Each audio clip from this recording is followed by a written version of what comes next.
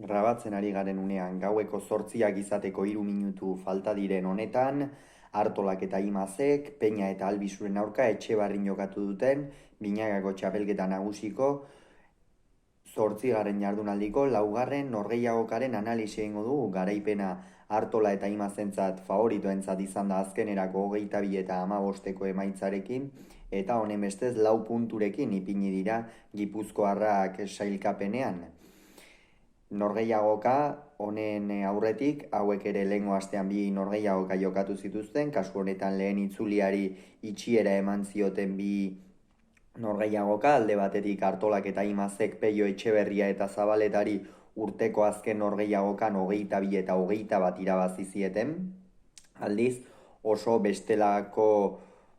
moduan hasi zuten urtea Peñak eta Albisuk, kasu honetan 22 eta 9 galdu baitzuten Eibarren, Altuna eta Martijaren aurka. Beraz, bi bikoteak dinamika oso ezberdinean iritsi dira norgehiagoka honetara, eta urdinei norgehiagoka hasieran pixka bat nabaritu zaie zantzu hori izan ere, norgehiagoka hasiera oso gogorra izan da, baina urdinak asko galtzen ikusi ditugu eta aldiz gorriak oso zuzen jokatzen, horregatik 5 eta 1 aurreratu dira hasieran gorriak, Artola abiadurarekin, orain artean bezala, oso momentu honean dago alegiarra, Imaz ere oso zuzen eta egoki atzeko kuadroetan, bizitasunarekin,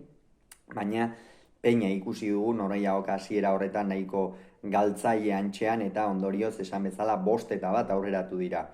Gerora ordea 12 eta 9 aurreratu dira, ordura arte oso parekatu joan da norgehiagoka, esan dugun bezala ikeragarri gogorra izan da norgehiagoka hasiera, eta pentsatu genezakeen behar bada gogortasun horrek bikoteren bat kondena zezakeela, baina horrela izan da, baina oso gerora izan ere, 12 eta 9 ipini dira esan dugun bezala Peña eta Albisu aurretik, eta Albisuk zati horretan sekulako norgehiagoka egin du, behar bada lehengo astean eduki ez zuen egun hori tarte horretan izan du, oso ongi jokatu du,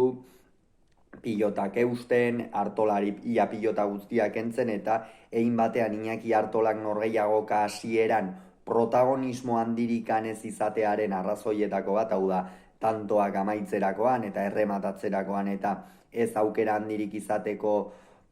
erru nagusietako bat behar bada Jonander Albisuk izan duela esan genezake, asko kendu baitu pilota, horrez gain oso zentzudun jokatu du, eta hori bikote urdinarentzat norgehiagokaren fase horretan gakoetako bat izan da. Gerora ordea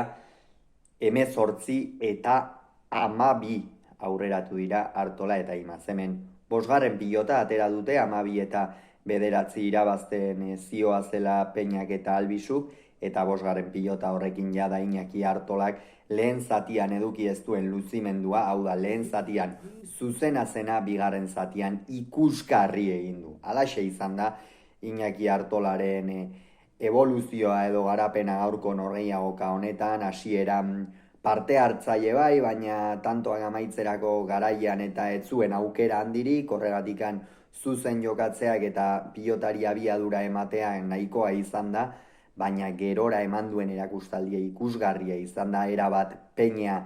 txiki utzi du aurreko kuadro horietan, Tolosarrari ere nabari zitzaion, neke dezente norgehiagokaren gogortasuna zela, eta horreinak Artolak hori bikain baliatu du, oso bizi jokatu du, eta horrez gain tanto asko amaitu ditu, eta ondorioz 18 eta 12 ipini dira aurretik. Gerora ordea egia da, bi tanto gehiago egin dituztenean pentsatzen genuela behar bada norgehiagoka oraindikan etzela amaitu, ez, baina berriz ere Albisu ere nekatu eginda, azken zatirako jada erabat ezinean zegoen ataundarra pilota batzu galdu ditu, eta ondorioz 22 eta 15 amaitu da norgehiagoka, esan bezala Artolak eta Imazek sekulako norgehiagoka jokatu dute, apenas galdu dute pilotarik biek alabiek, oso norgehiagoka zuzena eta egokia, eta Peñak eta Albisuk ere ezin da esan gaizki jokatu dutela, baina azken zati horretan fisiko pixka bat falta izan zaie, eta horregon da norgehiagokaren gakoa. Honekin beraz, Artola eta Imaz 4 punturekin kokatu dira Elordi Rezusta eta Altuna Martija bikoteekin berdinduta, aldiz Peña eta Albizuk 6. jarraituko dute 3 punturekin erdibidean 7 eta 8. postuekin burrukatuz eta 3, 4 eta 5. postu horiekin borrokatuz. Hauxe beraz, esan beharreko guztia hurrengoan gehiago izango duzu, bitartean ongi izan agur.